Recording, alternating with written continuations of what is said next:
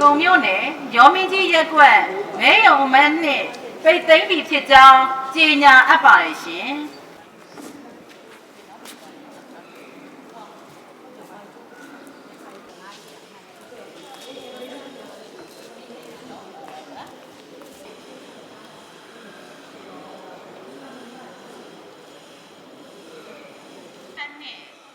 မျိုးသားလွှတ်တော်ရဲ့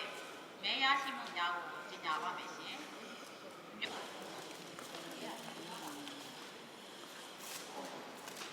တိုင်းသားစီလုံးညီညွတ်ရေးပါတီဦးဝင်းနိုင်ပြည်ထောင်စုကြက်ခိုင်ရေးနဲ့ဖွံ့ဖြိုးရေးပါတီညီညွတ်ရေးပါတီဦးစောဟန်ပြည်သူ့ရှိဆောင်ဦးဝင်းနိုင်ပြည်ထောင်စုကြက်ခိုင်ရေးနဲ့ဖွံ့ဖြိုးရေးပါတီဦးစန်းလွင်တိုင်းသားစီလုံးညီညွတ်ရေးပါတီဦးဝင်းနိုင်ပြည်ထောင်စုကြက်ခိုင်ရေးနဲ့ဖွံ့ဖြိုးရေးပါတီဦးစိန်မြိုင်ပြည်သူ့ပါတီဦးဝင်းနိုင်ပြည်ထောင်စုကြက်ခိုင်ရေးနဲ့ဖွံ့ဖြိုးရေးပါတီ